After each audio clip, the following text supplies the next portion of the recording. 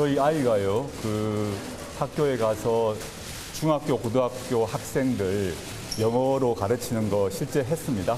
실제 활동을 했고, 그에 대한 표창장을 받은 건 사실입니다.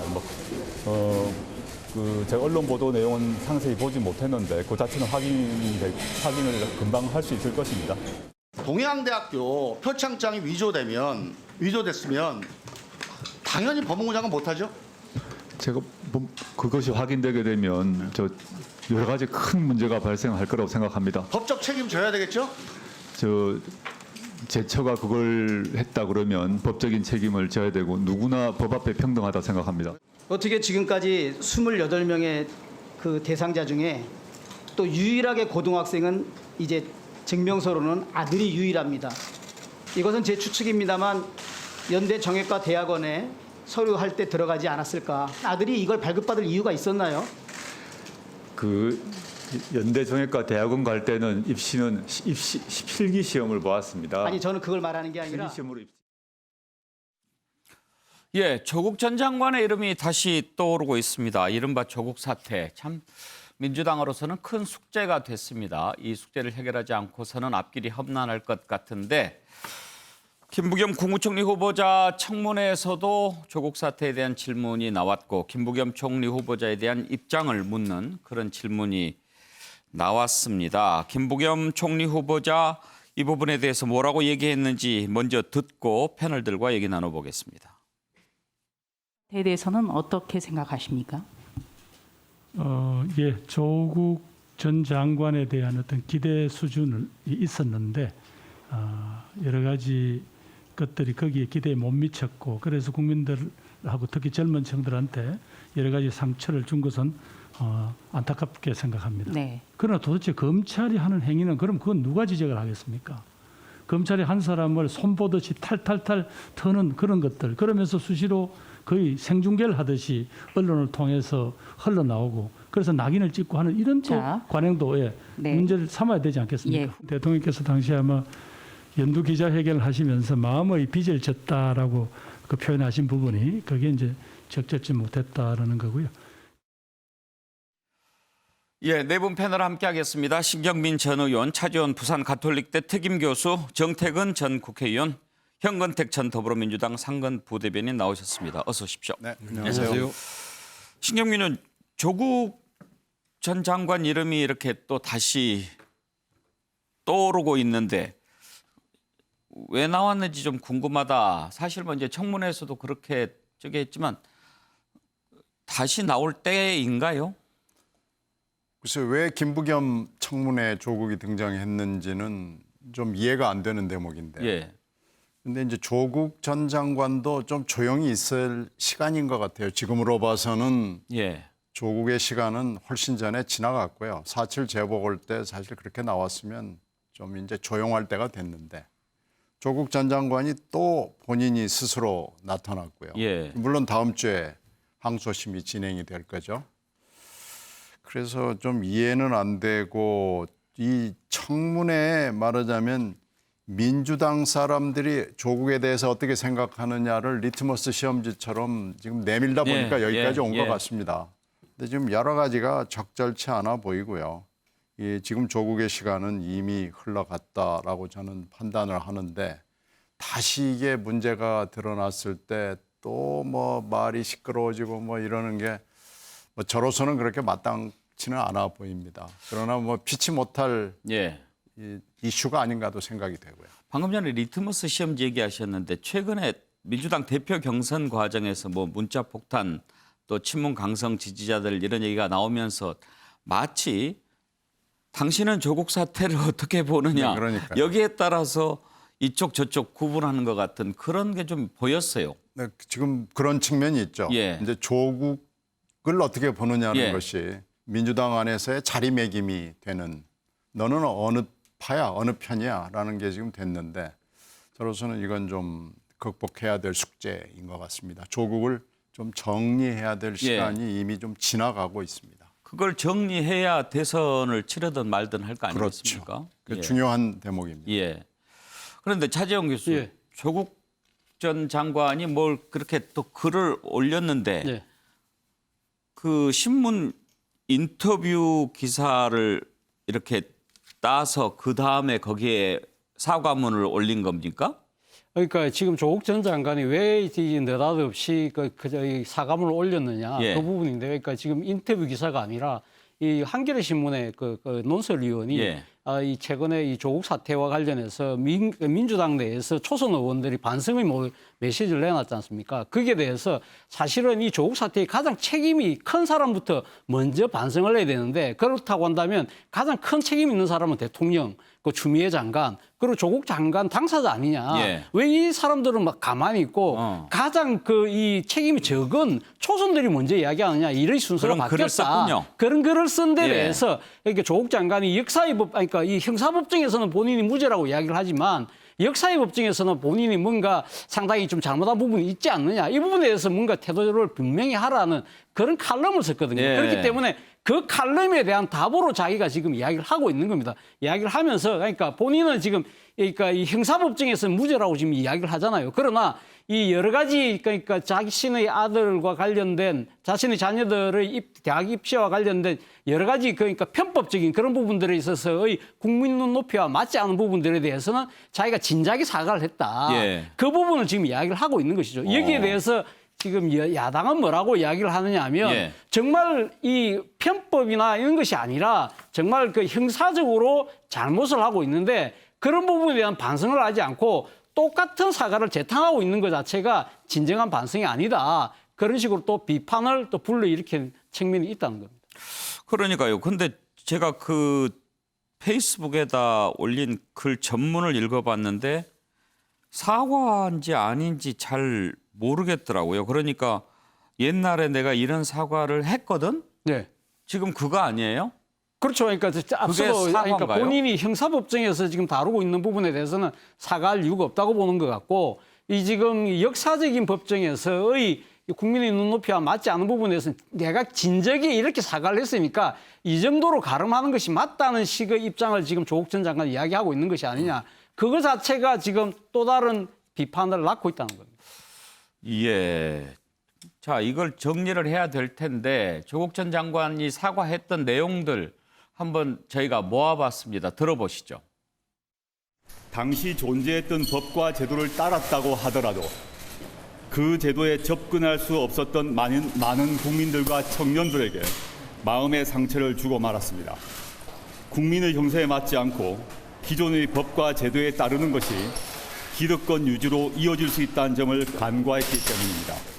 적법이고 합법이었다고 하더라도 그것을 활용할 수 없었던 사람들에 비하면 저나 저희 아이가 혜택을 누렸다고 생각합니다. 당시에 합법적이라고 하더라도 그 제도를 누릴 기회가 그 흑수저 청년들은 없었을 것입니다. 그 청년들에게 미안하고 가슴이 아픕니다. 공정과 정의를 말하면서도 저와 제 가족이 과분한 혜택을 누리고 있다는 것을 잊고 살았습니다. 제 가족이 받을 수 있는 정당한 것이라고 생각했던 것들이 정당하지 않을 수도 있다는 것을 뼈저리게 깨달았습니다. 예, 지금 페이스북에 올린 글에 나오는 그 3번의 사과라고 하는 것의 원 내용을 들어봤습니다. 자, 이렇게 했습니다라고 한 건데, 그렇다면 정태근 의원, 지금 조국 전 장관은 자기가 했던 말이 나름 자기 속의 교과서다 이렇게 생각하는 걸까요? 그러니까 이제 뭐 자기 안에 갇혀 산다고 봐야죠. 그러니까 중요한 사실은 1심 판결이 내려져서 지금 4년형을 받고 그 부인이 구속돼 있는데, 다른 문제 다 떠나가지고 그 자녀들의 뭐 진학 등등을 위해가 쓴 7가지 스펙 전부가 다 위조라는 거 아니에요? 그런데 본인은 뭔가 자기는 편법이긴 하지만 잘못은 아니다, 이런 식으로 여전히 생각을 하는 거예요. 그러니까 아까 숙제라고 말씀을 하셨는데 이게 민주당을 지지하시는 분들 중에 일부 사람들의 숙제이지 대한민국 대다수의, 제가 보기에 그 한 80% 이상 되시는 국민들 사이에서는 이건 끝난 문제입니다. 끝난 문제인데도 불구하고 저분이 뭐 저랑 같은 동시대 사람이긴 합니다만 뭐 정서가 좀 특이한 건지 좀 나쁘게 얘기하면 염치가 없는 건지는 잘 모르겠습니다만 좀 이해하기가 어렵습니다, 기본적으로. 현근택 부대변인, 네네. 이 문제를 어떻게 풀고 가는 것이 해법일까요?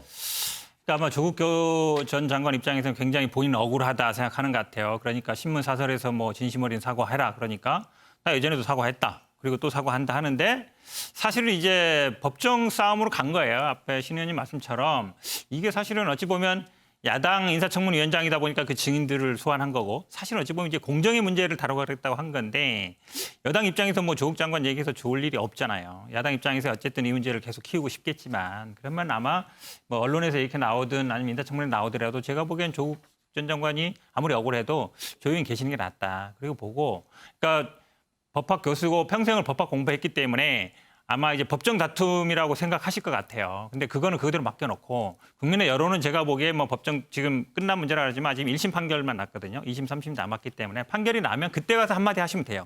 최종적으로 만약에 무죄를 받으면 이거 억울했다 하는 것이고 유죄를 받았다 그러면 내가 그동안 말을 잘못했다고 하면 되는 거거든요. 그러니까 저는 아마 재판이 끝날 때까지는 그냥 아마 이런 대외적으로나 아니면 언론의 어떤 것들에는 굳이 안 하시는 게 더 낫지 않냐. 왜냐하면 예. 이게 해결될 문제가 아니거든요. 결국은 해결할 사람은 법원밖에 없어요. 이 논란 해결할 거는. 저는 그래서 아마 굳이 이렇게 뭐 예전에 사과했으니까 또 한다라고 해서 국민들이 사과 진심으로 받아들이겠습니다. 이럴 것 같지도 않고 저는 아마 그냥 법정에서 그냥 싸움은 그냥 원칙대로 하시는 게 가장 좋은 방법이라 봅니다.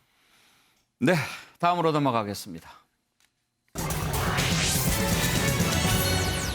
인사청문회가 이틀째 계속되면서 계속 몸을 낮추고 있던 김부겸 국무총리 후보자가 몇몇 사안에 대해서만큼은 강경한 태도를 보이기도 했습니다. 청문회 주요 장면 보실까요?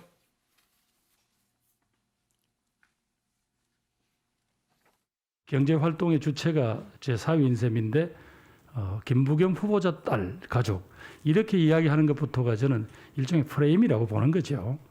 그럼에도 불구하고 충분히 성실히 답하는 게 도리라고 생각합니다만 도저히 제가 무슨 알 수 없는 영역에 대해서 어떤 그림을 그려놓으시고 이런 데도 아니냐고 하시면 참 뭐라고 해야 되겠습니까?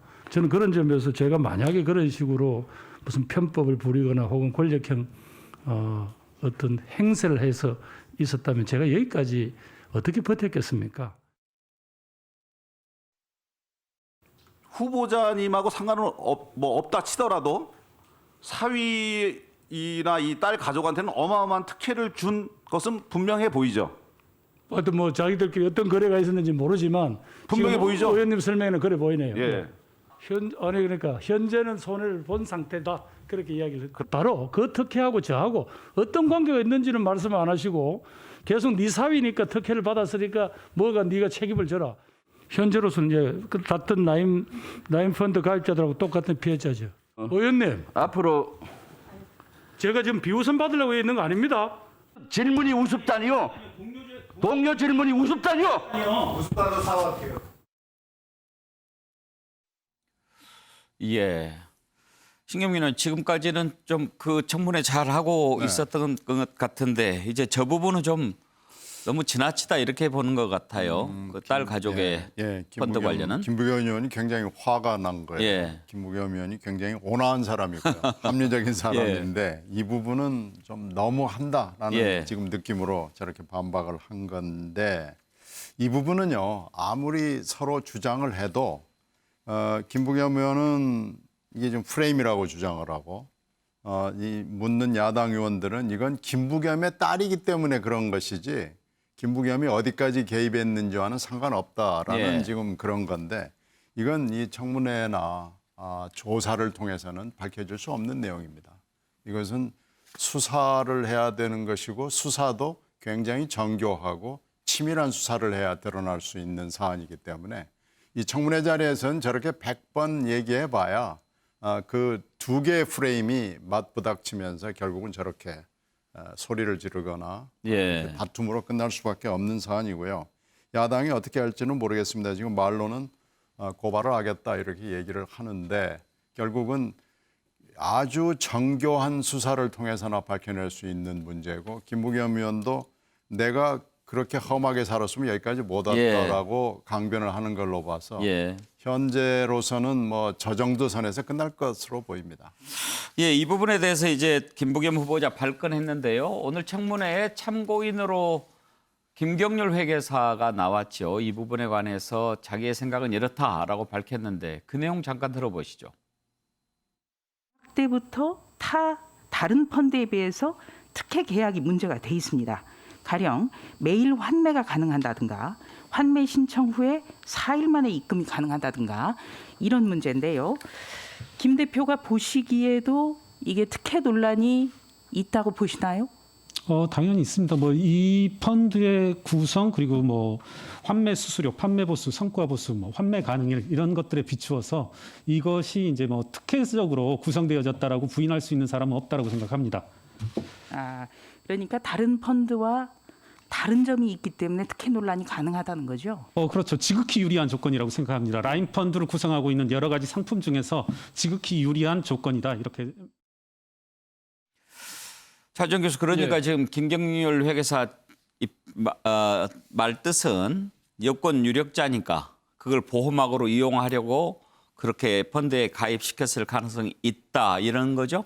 뭐 그렇게 직접적으로 이야기는 하지 않았지만 예. 뉘앙스는 그런 것 같습니다. 예. 그러니까 바로 지금 그런 점 때문에 야당 의원들이 상당히 이 의혹을 지금 집중적으로 파헤치는 거고요. 반대로 김부겸 후보자 입장에서는 어제 같은 경우는 상당히 참회 모드였잖아요. 예. 그러니까 예를 들면 이 그 자동차 체납 같은 예. 경우는 부끄럽다고 사과를 했고, 그리고 제 현장에 사진 찍은 것도 다 부끄럽다고 했지만 이 라인 의혹에 대해서는 절대 물러설 수가 없는 것이죠. 만약에 이거 자체를 인정하게 되는 경우는 말 그대로 권력형 비리로 되잖아요. 그렇다고 한다면 김부겸 후보자의 30년 정치 인생이 전체가 부정당할 수 있는 절체절명의 위기로 빠질 수 있다는 것이죠. 단순하게 총리가 되고 안 되고의 문제가 아니라 그런 측면이 있기 때문에 김부겸 후보자 입장에서는 이런 부분에서 명확하게 그러면 해달라는 이야기를 할 수밖에 없는 것이고요. 그러나 지금 의혹을 제기하고 있는 야당이나 또 이 전문가들 입장에서 본다고 한다면 분명히 이 펀드 자체가 상당히 특혜성 펀드인 것은 분명해 보인다. 예. 이 상관관계가 과연 이 지금 김부겸 후보자가 이야기한 대로 나는 모른다. 그러니까 사이가 독립적인 경제 주체이기 때문에,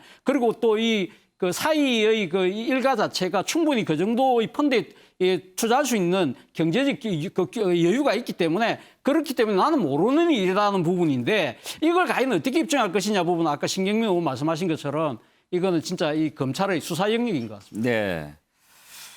그런가 하면 청문회에서 대선 출마 생각 있느냐 이런 질문도 나왔고요. 총선 때 대구에 출마했죠. 박근혜 마케팅 이런 질문도 나왔는데 들어보시죠.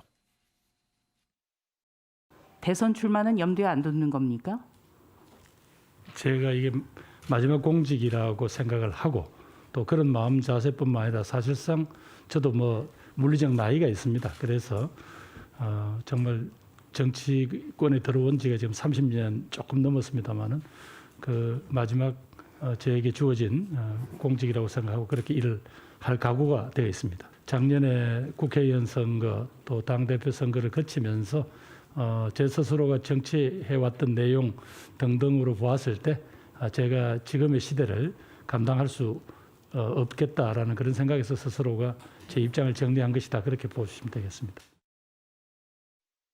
술판, 불난리에는 기념 촬영, 물불 안 가리고 사려 깊지 못하는 행동을 하시는 분을 저희가 어떻게 총리로 모실 수 있는가? 진짜로 거절하셨어야죠. 의원님, 그런 식으로 인격 모독하지 마십시오. 지금 화내시는 겁니다. 아니 그런데 아까 이야기를 그걸 알았을 텐데 왜 거짓말하느냐는 식으로 말씀하셨지 않습니까? 그게 어떻게 거짓말입니까? 이제 그만하세요. 대통령과 김부겸 대구시장이 협력하면 대구는 대박입니다. 이렇게 쓰셨는데 선거 때문에 어쩔 수 없었던 상황이었나요? 그래도 좀 심한 거 아닌가요? 의원님 저 출마해 보셨죠? 예. 그 후보자 심정이 어떤가 잘 아시죠? 자, 질문하실 거면 이리로 오십시오. 아니, 제가 죄송합니다. 글로 가겠습니다. 죄송합니다. 아니 야당 시장이 당선되면 대통령하고 척을 져서 지역이 망한다는데 그걸 뭐라고 이야기를 해야 되겠습니까? 자, 정태근 의원, 지금 국민의힘은 김부겸 총리 세게 공격하자 이런 스탠스인가요? 보시면 아시겠지만 뭐 몇몇 의원들 제외하고는 그렇지 않은 거잖아요.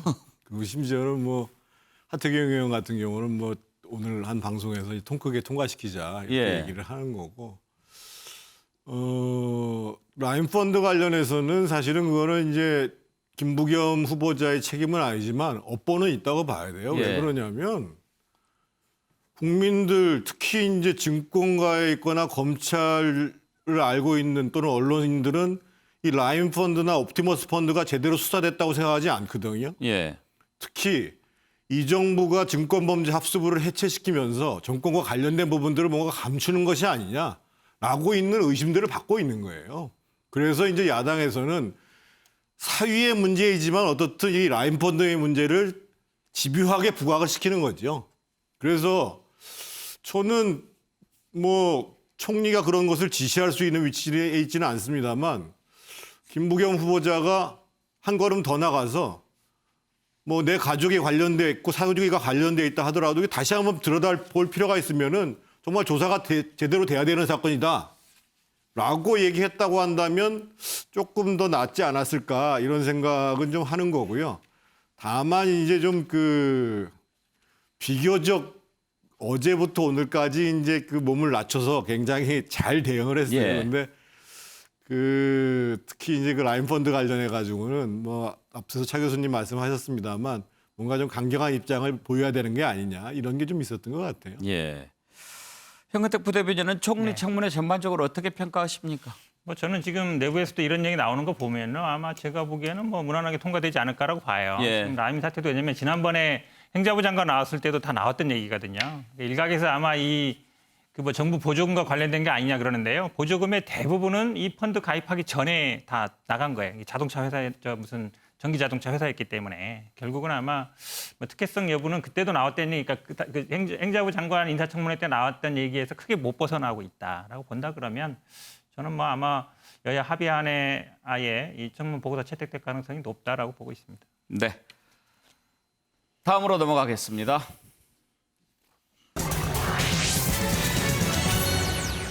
민주당 내에서 드디어 경선 연기론이 튀어나왔습니다. 야당보다 너무 일찍 후보를 내놓으면 불리하다 이런 이유를 내세운 건데요.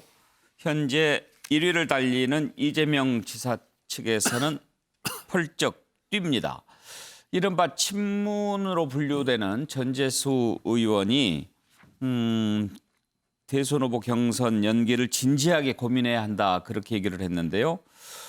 사실 전재수 의원은 지난 2월인가요? 우리 뉴스와이드에 출연했을 때도 그 얘기를 슬쩍 흘리기는 했습니다. 그때 화면 한번 보실까요?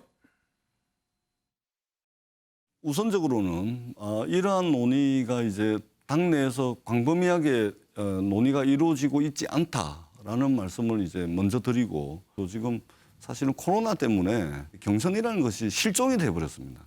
이 뭐 할 수 있는 게 아무것도 없습니다. 그렇기 때문에 당내 정치 일정, 경선 일정 이것들을 좀 조정하는 것이 결국은 국민들을 이롭게 하는 것이다. 더 좋은 후보를 선출하기 위해서 더 많은 정보를 국민들께 줄 수 있는 그런 장을 마련하는 것이기 때문에 그런 과정으로 받아들일 수 있지 않을까. 예, 이미 2월에 저런 의견을 내놓았는데 요즘에 다시 소리를 높이고 있습니다. 여기에 대해서 이재명 지사 쪽으로 분류가 되는 민형배 의원 무슨 소리냐 펄쩍 뛰었습니다. 한번 들어보시죠. 그 이재명계라는 앞에 수식어를 좀 빼주시면 안 될까요? 그러니까 이것은 특정인의 관점에서 바라보면 안 된다는 게 기본적으로 제 생각이에요.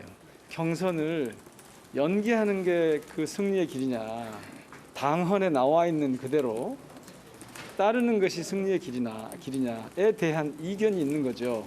당 지도부가 이 대목이라는 입장을 명백하게 분명하게 정리를 해주고 당원들은 그 당 지도부의 결정에 따라야 한다 이렇게 봅니다.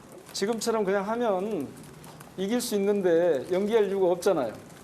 그러니까 연기하자는 건 밀리는 의미잖아요. 신경민 의원께서는 경선 연기론 어떻게 생각하십니까? 일단 지금 공개적으로 공식적으로 얘기가 나온 건 처음이지만 예. 이게 지금 꾸준히 굉장히 오랜 시간 동안 예. 수면화에서 됐고 이게 공식 공개적으로 수면 위로 올라오는 것은 전당대회에서 당대표가 선출되거나 직후가 될 거다라고 했기 때문에 이 얘기는 뭐 뜬금없이 갑자기 나오는 얘기는 물론 아니다는 예. 거 하나 말씀드리고요. 그러니까 홀로 경선, 코로나 전국에서 우리끼리 민주당끼리 홀로 경선, 우리끼리 잔치를 하는 것 그리고 나서 야당의 공격에 노출이 되는 대통령 후보를 갖는 것이 맞느냐라는 전략적인 판단. 예.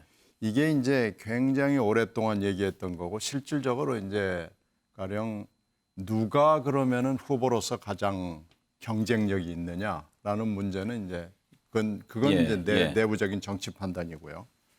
그러니까 외부적인 문제는 계속해서 이 얘기를 한 거죠. 홀로 우리끼리의 경선이 무슨 의미가 있고 코로나 전국에 무슨 의미가 있느냐라는 건데 이제 문제는 또 하나는 이번 재보궐선거에서 당원 당규를 바꿔서 책임 있는 재보궐선거의 경우 후보를 내지 않겠다라는 당원을 바꿔서 예. 우리가 국민들한테 혼나지 않느냐라는 그러니까요. 얘기를 이제 한쪽에서 하죠. 근데 이건 이제 경우가 좀 다릅니다. 그때 그것은 당원에 없는 것을 아예 새로 바꿔 넣어서 지금 후보를 선출한 거고요. 이 조항은 이미 그래서 단서 조항이 있습니다. 예. 6개월 전에 대통령 후보를 결정을 한다 그러는데 다만 뭐 경우에 따라서는 해서 단서 조항이 있기 때문에 이것은 당원을 바꿔야 될 필요는 없는 거고요. 예. 그래서 이건 좀 경우가 좀 다른 거다라는 이유가 있는 거죠. 그래서 이것은 새로 된 당대표가 주관을 해서 한번 논의를 해볼 필요가 있는 거죠. 예. 그런데 현근택 부대변인 네. 지금 민주당은 9월 중에 지금 뽑게 돼 있죠. 당헌에 따라서 180일 이전이니까 이제 국민의힘은 11월이고 네. 지금 연기를 주장하는 쪽에서는 우리가 국민의힘보다 2달 먼저 후보해 놓으면 계속 당할 거 아니냐 이런 얘기인데 만약에 이재명 지사 쪽에서 절대 못 받는다 그러면 동력이 있을까요? 쉽지 않죠. 그러니까 지금 말씀하신 것처럼 사실은 당헌 당규에 예외 규정은 있습니다. 원칙적으로는 6개월, 그러니까 9월 초까지 하게 돼 있고 예외적으로는 뭐 상무위 거치면 되게 돼 있는데 지금까지 그러면 그런 적이 있었느냐? 없었어요. 한 번도. 한 번도 없었고 지금 말씀처럼 이제 아마 지난번 서울시장이나 부산시장 때 굉장히 이제 야당은 흥행을 했는데 여당은 흥행을 못 했잖아요. 그게 사실은요. 코로나 때문이 아니에요. 강력한 주자가 없기 때문에 경쟁이 안 되기 때문에 여기는 뭐 당내에서도 경쟁자가 있고 그다음에 외부에도 경쟁자가 있으니까 결국 관심을 끌은 거거든요. 지금 아마 전재수 의원이 뭐 집단 면역을 말씀하셨는데요. 사실은 11월 말에 집단 면역을 형성한다 해도 3,600만 명 맞는 거거든요. 근데 그때 그럼 그 전에 한 2, 3개월 동안 전당대회가 대선 후보를 선출하는데 그때 사람들 모일 수 있느냐? 그렇지 않아요. 예. 지금 아마 이스라엘이나 뭐 이런 데 보더라도 집단 면역 달성했다 해도 사람들 모여서도 되는지 안 되는지 실험하고 있거든요. 그러니까 11월 초까지 선출하는데 11월 말에 집단 면역 5천만 명 다 막은 것도 아닙니다. 안다고 해서 전당대회 할 수 있냐? 그것도 아니에요. 그러니까 어찌 보면 이제 친문이라고 할 수 있는데 강력한 주저가 없기 때문에 그때까지 이제 시간을 벌어주기 위한 거 아니냐? 이게 오히려 이제 솔직한 얘기이기 때문에 제가 보기에 그 경쟁력은요 시간이 간다고 저절로 생기지는 않습니다. 그러니까 지금 이제 나오시는 분들이 스스로 이제 경쟁력을 세워서 어쨌든 흥행을 해야 되는 것이지 시간 간다고 제가 보기에 흥행이 되고 뭐 시간 뭐 원래대로 한다고 흥행이 안 되고 그럴 것 같지는 않습니다. 그런데요. 차지영 교수, 네. 지금 이낙연 전 대표는 이제 원칙을 존중해야 된다 네. 이렇게 원론적으로 얘기합니다만 만약에 이낙연 전 대표나 정석윤 전 총리가 그 뭐 생각해 보니까 일리가 있다. 네. 좀 연기할 필요가 있다. 이런 식으로 입장을 밝히면 이게 아주 복잡해질 수 있는 사안이에요. 그렇죠. 바로 그 때문에 지금 많은 언론들이 주목하는 이유가 거기에 있지 않나 하는 생각이 듭니다. 사실은 이 경선 누리라는 것 자체가 잘못 건드리면 말 그대로 자중질란의 하나의 예. 원인이 되기 때문에 만약에 자중질란이 깊어질 경우에는 그 대선에서 사실 어떻게 보면 질 수 있는 하나의 빌미도 될 수가 있는 부분이거든요. 그렇기 때문에 사실 이낙연 전 대표나 정세균 전 총리가 사실 본인들 입으로 이야기하기는 사실 쉽지 않다. 그런 측면에서 전재수 의원이 에드블론을 띄운 예. 것이 아닐까라는 것이 지금 이재명계의 시각이거든요. 그렇다고 한다면 그런 부분들에 있어서는 결국은 지금 이 경선 룰이라는 것은 게임의 룰이기 때문에 그 게임에 참여하는 사람들이 다 흔쾌히 합의가 되지 않는 이상은 절대 될 수가 없다. 그렇기 예. 때문에 당 지도부도 상당히 조심스럽게 접근할 수밖에 없는데 그 조심스럽게 접근하면서도 이 부분에 대한 가장 큰 원칙은 뭐냐면 대선 승리에 어떤 것이 도움이 될 것인가가 아마 잣대가 되는 것이 되지 않을까 싶은데요. 그것이 연기일지 아니면 연기일지 예. 아니면 그대로 할 건지는 뭐 당내 합의가 이루어져야 되겠죠. 그러나 저는 또 여기서 또 하나 중요한 포인트가 뭐냐면 이재명 전 경기지사가 무조건 마냥 전혀 아닙니다. 전혀 아니라고 이렇게 지금 이 현재의 일정을 고수하는 쪽으로 갈 것이냐? 예. 저는 역발상할 가능성도 상당히 있다는 생각도 어허. 듭니다. 왜? 본인이 생각했을 때는 단순하게 2개월 정도만 늦춘다고 해서 그럼 다른 여타 후보들이 2개월 사이에 만회할 수 있다? 그 판단이 되지 않는다고 생각하면 본인의 정치적 포용력을 보이는 것도 오히려 어떻게 보면 굳히기. 그 굳히기 작전에서 상당히 어떻게 선수를 칠 수 있잖아요. 네. 그런 측면에서 보면 지금 민영배 의원을 비롯해서 이재명계 의원이라는 분들이 그렇게 반대는 하지만 정작 지금 이재명 지사가 하는 이야기는 뭐냐면 당에서 결정한 대로 하겠다는 식으로 뭔가 정치적인 여운을 남기는 것은 예. 아마 상당히 받아들일 가능성도 저는 있지 않을까. 정치적 터닝을 갑자기 하면서 예. 반전을 이루면서 자신의 그 전국의 모멘텀을 자기가 갖고 하는 것도 내심 좀 생각하고 있지 않을까 생각도 듭니다. 예. 자, 그러면 국민의힘으로 한번 넘어가 볼까요?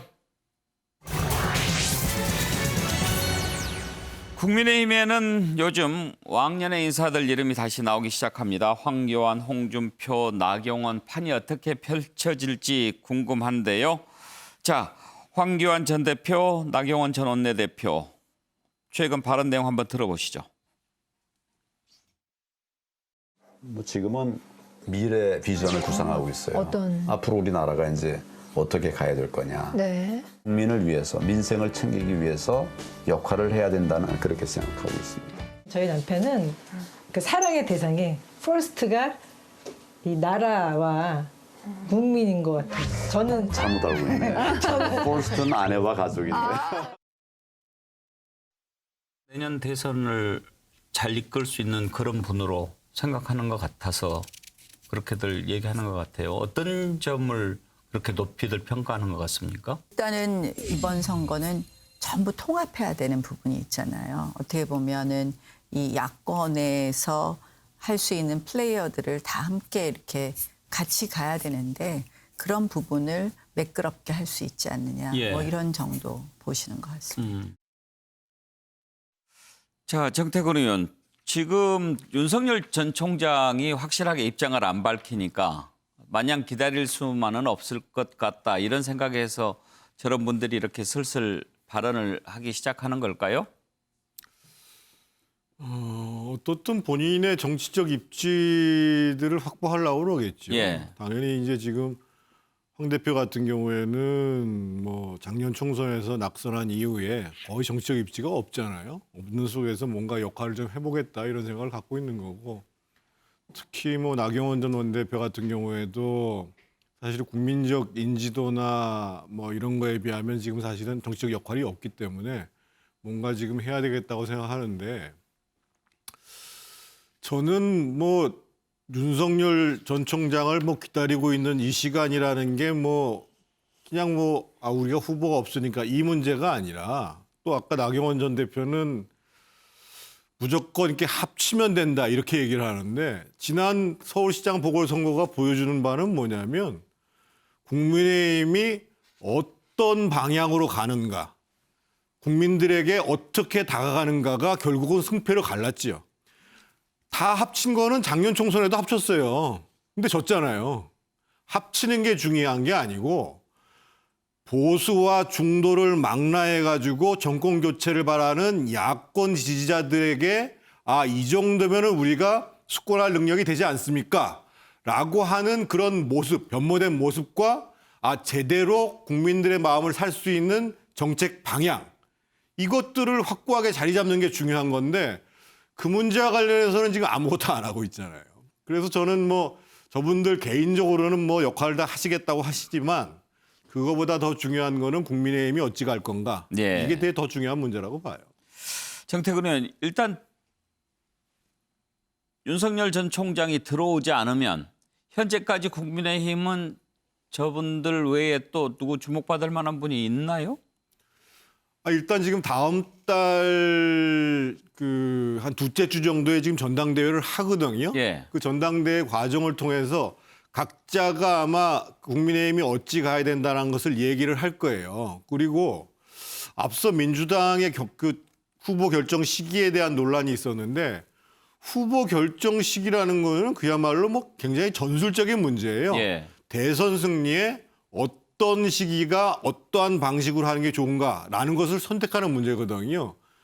지금 어떻든 윤석열 총장이 강력한 후보자로 있고 당내에 예를 들면 지금 뭐 지지율은 그렇게 많이 나오지 않습니다만 뭐 유승민 후보 같은 분도 계시고 원희룡 지사 같은 분도 계시고 또 당에 들어오겠다는 뭐 홍준표 또 지금 국민의당에 있는 뭐 안철수 이런 분들이 있는데 이런 분들이 실제로 이제 나름대로 활동할 수 있는 방안들을 찾겠죠. 그럼에도 불구하고 만약에 이제 지지도가 오르지 않는다라고 하면 국민의힘 입장에서 보면 윤석열 전 총장 앞으로 후보가 되고자 한다고 했을 때 관계를 어떻게 할 것인지 문제에 대해서 내부에서 중지를 모아야죠.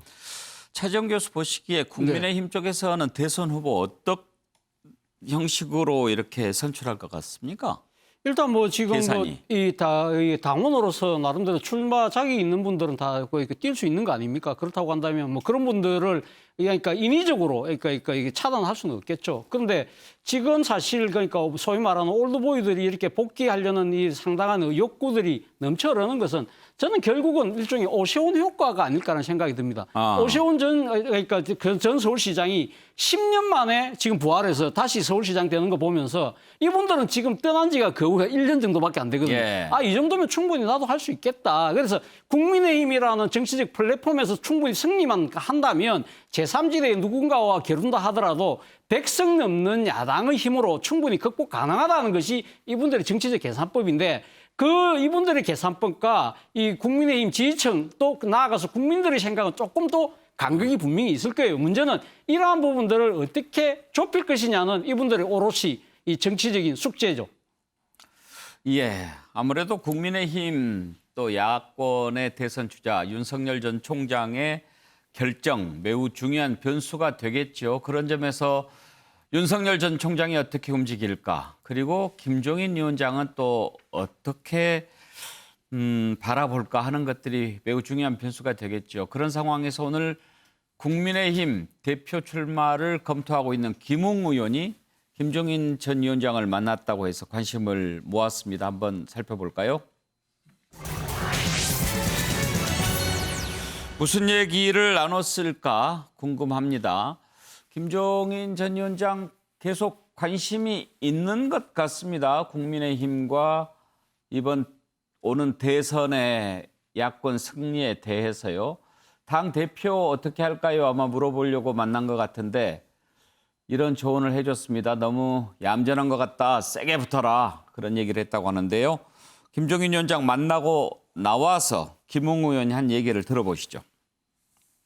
새로운 인물이라는 게 당 밖에 있는 윤석열 전 총장 아니요, 그건 아니고 그리고 윤 총장은 거의 별로 안 했고 윤 총장이 지금 상당히 뭐 선택지가 거의 없어진 상황이 아니냐 뭐 이런 이야기를 하고 시간을 좀 줄 필요가 있는 것 같다 혼자 생각할 시간 그 정도 간단하게 그 정도 이야기를 했고요.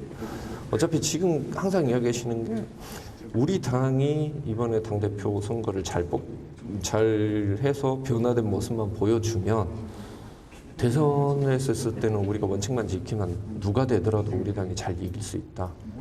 이렇게 이야기를 해주셨고. 정태근 의원, 그러면 대표 경선과 관련해서는 김종인 위원장이 김웅 의원한테 힘을 실어줬다 이렇게 볼 수도 있을까요? 그렇게 보이지는 않는데 어떻든 김종인 위원장 입장에서 보면 국민의힘뿐만 아니라 뭐 민주당도 마찬가지로 정치가 좀 잘 되기를 바라고 있고 잘 되는데 상징을 하는 것은 인물이 교체되는 것이다. 이런 일반론적인 얘기를 한 거고요. 그 김웅 의원이 어떻든 출마의 뜻을 갖고 대표 출마의 뜻을 갖고 있다는 것은 굉장히 저는 뭐 의미가 있다고 보여지는데 저렇게 김종인 전 대표를 찾아가서 무슨 도움을 구할 생각하지 마시고 본인이 그냥 당차게 하는 거예요. 예를 들면 제가 18대 초선 의원 할 때 그 당시에 김성식 의원이 초선 의원인데 미래연 그 민번 21이라고 의원 12명 있는 그룹들을 대표해 가지고 대표 경선 나갔거든요. 예. 그리고 그 당시에 개혁파 중에서 보면 정조원 의원하고 남경필 의원이 단일화 문제를 논의하면서 대표 경선에 나갔어요. 예. 그러면서 당을 물론 성공은 못했습니다만 그렇게 당차게 나가도 될 것인가 말 것인가 하는 상황이거든요. 보수 정당 바뀌기가 쉽지 않습니다. 그래서 김종인 대표 물론 이벤트를 만들려고 한 거라는 건 제가 충분히 이해합니다만 김종인 대표한테 뭘 좀 기대할 것이 아니라 초선답게 초선을 중심으로 한 당내 개혁 세력들을 결집시키고 김웅 의원 혼자뿐만 아니라 옛날에 예를 들면 김영삼, 김대중 40대 기수로는 함께 들고 나왔잖아요. 여러 초선들 다 나오라고 하라는 거예요. 예. 그래서 그야말로 국민의힘에서도 40대 기수론의 바람을 못 일으킬 거 없는 것이고 초선들의 바람을 못 일으킬 거 없는 거예요. 예. 그래서 그렇게 세력적으로 당을 변화시키겠다. 이런 좀 분명한 문제의식을 갖고 정말 좀 당차게 덤벼들어야 될 텐데 아직까지는 조금 좀 부족한 것 같습니다. 예, 신경민 의원, 네. 김웅 의원, 김종인 위원장 만난 것은 본인 좀 부각시키려고 하는 것은 분명한 것 같고, 다만 김종인 위원장이 저렇게 만나는 모습 공개하고 그러면 또 이제 많이들 와서 찍고 또 뭐 궁금해하고 이럴 거 다 알았을 것 아닙니까? 아니, 물론이죠. 뭔가 계속 좀 그 역할을 하고 있다는 것을 보여주고 싶어 하시는 것 같아요. 그런데 김웅 의원 외에는 사실 또 찾아갈 만한 사람이 없잖아요. 주호영 의원이 저렇게 싸움을 했는데 갈 수 있겠어요. 나경원 의원이 갈 수 있겠어요.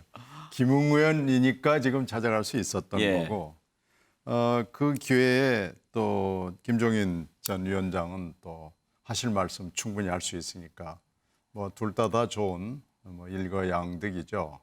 그래서 저건 있을 수 있다고 보는데 예. 김웅 의원의 당선 가능성이 국민의힘 내부를 아는 사람들 얘기로는 그렇게 높아 보이지는 않는 것 같아요. 예. 그런 의미에서 금방 정태근 의원이 하는 것처럼 어떤 초선의 힘, 새로운 세력의 힘, 이런 것들을 부각하는 것이 당으로서나 정치적 예.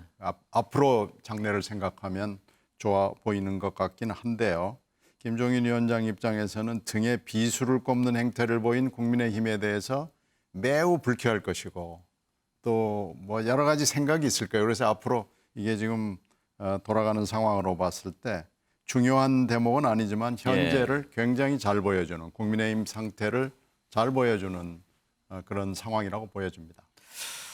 차정 교수, 예. 윤석열 전 총장 얘기도 나왔다고 그러잖아요. 그렇죠. 시간을 좀 더 줘야 될 것 같다. 그렇게 예. 얘기했다는데 무슨 의미일까요? 일단 지금 사실 김웅 의원이 인터뷰에서 그런 이야기를 했습니다. 그러니까 윤석열 전 총장하고 제일 가까운 사람, 정치인 인사는 자기일 것이다. 예. 자신이 그러니까 이게 검사로서 마지막 퇴임할 때 법무연수원의 교수였는데 예. 그때 당시 이 방문했던 윤석열 총장과의 대화를 이야기하면서 자신의 거치에 대해서 우려를 하길래 예. 총장님을 더 걱정해야 됩니다는 식으로 이야기를 했다고 하니까 김종인 대표 입장에서는 아마 김웅 의원이 윤석열 전 총장의 관계가 있다니까 뭔가 일종의 접점을 한번 모색해 볼 생각도 있을 것이다. 그래서 두 사람의 교집합은 결국 윤석열 전 총장인 것이죠. 예. 그리고 두 사람이 사실 바라보는 관점은 약간은 달라요. 그러니까 김종인 전 비대위원장 입장에서는 김웅 의원을 백지 도화지로 볼 겁니다. 백지 도화지. 초선 의원이기 때문에 당대표가 되면 내가 많이 상당히 그림을 그릴 수 있는 영역이 많을 것이라 생각을 할 것 같고요. 김웅 의원은 김종인 비대위원장을 뭘로 보느냐. 김종인 매직으로 보는 거죠. 초초맹장. 그러니까 김종인 효과라는 것을 분명히 경험했잖아요. 그렇다고 한다면 내가 초선으로서 패기로 도전을 하지만 그런 정치적 연륜이 필요하기 때문에 두 사람의 이해관계가 맞았고 그 중간에 윤석열이라는 인물이 놓여 있는 겁니다. 근데 현근택 부대변인 윤석열 전 총장 전화를 좀 기다렸던 것 같은데 연락이 아직 안 간 것 같아요. 그렇죠. 전화 오면 만나겠다는 열을 한 달 정도 했죠. 여러 번 했죠. 예. 근데 전화 안 간 것 같습니다. 근데 지금 아마 지금 앞에도 말씀하셨지만요. 김웅 의원 같은 경우도 검사 출신이긴 하지만 사실은 윤석열 총장하고 그렇게 접점이 있는 건 아니에요. 그러니까 검사들이라는 게 연수원 동기라든지 같이 근무한 경력이 있었는데 그건 아닌데 나오는 분이 그냥 나가면 되지 누구랑 가깝다 이렇게 얘기할 필요는 없는 것 같습니다. 예.